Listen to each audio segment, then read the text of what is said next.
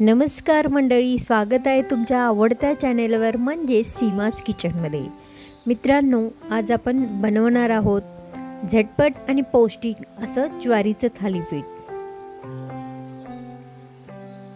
हे थालीपीठ म्हणजे पौष्टिकपणा तर आहेच, टेस्टी आहे, त्याचबरोबर पारंपरिकता सुद्धा आहे आणि शिवाय आरोग्याला फायदेशीर असे आहे। त्यामुळे चला तर मग आपण आपल्या रेसिपीकडे वळूया। कुरकुरीत असं हे थालीपीठ असणार आहे। तर मित्रांनो, चला आता पाहूया आपण आपले साहित्य काय काय असणार आहे। तर इथे मी 2 कप ज्वारीचं पीठ घेतलेलं आहे। तसेच यामध्ये आपण घालत आहोत 1 टीस्पून हळद पावडर,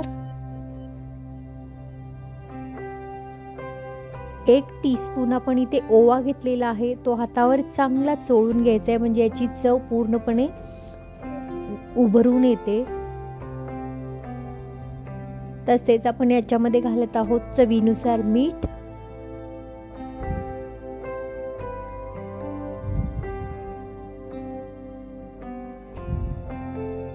एक टेबलस्पून आपण याच्यामध्ये घेतलेला आहे जिरे आणि धने पूड,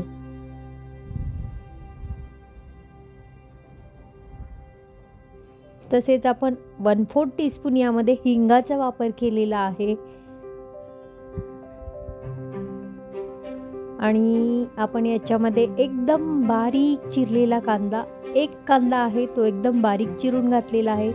तसेच याचा पौष्टिकपणा वाढवण्यासाठी आपण इथे 1 वाटी बारीक पालक भाजी कापून घेतलेली आहे। तसेच अर्धी वाटी आपण कोथिंबीर बारीक चिरून घेतलेली आहे। आणि इथे आपण 5 हिरव्या मिरच्या, तिखट हिरव्या मिरच्या आहेत, या एकदम बारीक चिरून घातलेल्या आहेत। आता हे जे साहित्य आहे ते सर्व आपण एकत्रित मिक्स करून घेऊया। मी इथे पौष्टिकपणा वाढवण्यासाठी पालक भाजीचा वापर केलेला आहे। या ठिकाणी तुम्ही कोणत्याही प्रकारची भाजी वापरू शकता, शिवाय बीट वापरू शकता, गाजर वापरू शकता, त्याचबरोबर मेथीची भाजी देखील तुम्ही वापरू शकता। आता हे आपण व्यवस्थित मिक्स करून घ्यायचं आहे सगळं।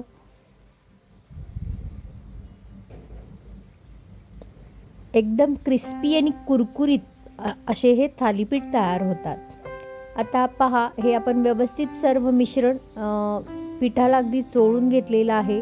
त्याचबरोबर अजून याच्यामध्ये अजून पौष्टिकपणा वाढवण्यासाठी मी इथे 1 टेबलस्पून पांढरे तीळ वापरलेले आहेत।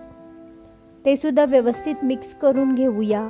आणि हे पीठ आपल्याला पाणी जे आहे ते गरम पाणी घेतलेलं आहे, 1 कप घेतलेलं आहे। आणि 1 कप पाणी जरी घेतलं असलं तरी आपण हे पाणी अंदाजानुसार वापरायचं आहे। हळूहळू करत आपण हे पाणी घालून पीठ व्यवस्थित मळून घ्यायचं आहे। पीठ आपल्याला अशा पद्धतीने मळायचं आहे की जास्त घट्ट पण नको आहे आणि जास्त सैलसरही नको आहे। आणि गरम पाणी एवढ्यासाठी इथे आपल्याला वापरायचं आहे कारण ज्वारीचं पीठ हे थोडंसं म्हणजे याला जास्त चिकटपणा नसतो, त्यामुळे इथे गरम पाण्याचा वापर केल्यामुळे ज्वारीच्या पिठाला एक प्रकारचा थोडासा चिकटपणा येतो। त्यामुळे इथे आपण गरम पाण्याचा वापर केलेला आहे। थोडं थोडं करत पाणी घालायचं आहे, लगेच असं पटकन पाणी घालू नका, नाहीतर थालीपीठ ज्यावेळी थापाल त्यावेळी ती व्यवस्थित थापली जाणार नाहीत।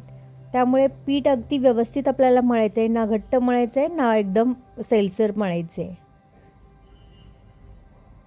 हळूहळू करत आपल्याला पाणी घालून याचा असा गोळा करत जायचा आहे।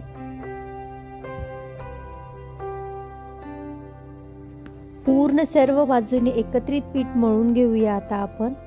आणि लगेचच आपल्याला हे पीठ मुरवण्याची अजिबातच गरज नाहीये। पटकन तुम्ही हे लगेचच, म्हणजे अगदी झटपट होणारी थालीपीठ आहे, त्यामुळे पीठ मळल्यानंतर पटकन असं तुम्ही लगेचच हे रेसिपी करायला सुरुवात करू शकता।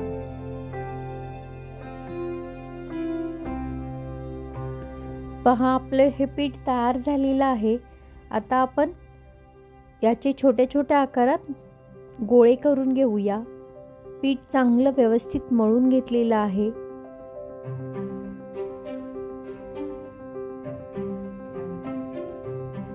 आता आपण छोटे छोटे गोळे करून घेऊया। आणि हे थालीपीठ आपण प्लास्टिकच्या पेपरवर थापून घेणार आहोत। सुरुवातीला असं थोडंफार हातावर थापून घ्यायचे आहे। आता पहा, मी इथे हा प्लास्टिकचा पेपर घेतलेला आहे, याच्यावर थोडंसं तेल लावून घ्यायचं आहे याला, म्हणजे आपली थालीपीठं जी थापू ती चिकटणार नाही।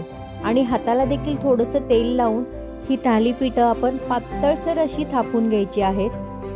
सर्व बाजूने एकसारखी थापली जातील अशा पद्धतीने आपण ही थालीपीठं थापून घेऊया। हाताला तेल लावायचे आणि व्यवस्थित आकार देतच आपण हे थालीपीठं थापायचे आहेत। आणि मध्ये आपण छोटे छोटे होल करून घेऊया बोटाच्या साहाय्यानेच। हे एवढ्यासाठी होल करायचे आहेत कारण थालीपीठं भाजत असताना आपण याच्यामध्ये थोडेसे तेल घालून भाजायचे आहेत, म्हणजे ही थालीपीठं एकदम कुरकुरीत होतात। पहा, प्लास्टिकवर असल्यामुळे पटकन निघालेला आहे थालीपीठ। आता आपण इथे तव्यावर शेकण्यासाठी घेऊया। मी तव्यावर तवा ऑलरेडी तापत ठेवला होता आणि त्याच्यावर थोडंसं तेल घालून हे थालीपीठं मी दोन्ही साईडनी अगदी खरपूस होईपर्यंत भाजणार आहे। ही थालीपीठं भाजण्यासाठी तुम्ही तुपाचा देखील वापर करू शकता, कारण जेवढं पौष्टिकपणा तुम्ही वाढवू शकता तितकं पौष्टिक तुम्ही या थालीपीठामध्ये वापरू शकता। त्यामुळे मी इथे तेलसुद्धा वापरलेलं आहे आणि वरून तूप लावणार आहे, त्यामुळे ही थालीपीठं एकदमच क्रिस्पी होणार आहेत। शिवाय या थालीपीठांना तुम्ही जर वरून झाकण ठेवून जर भाजलं तर अजूनच क्रिस्पी होती।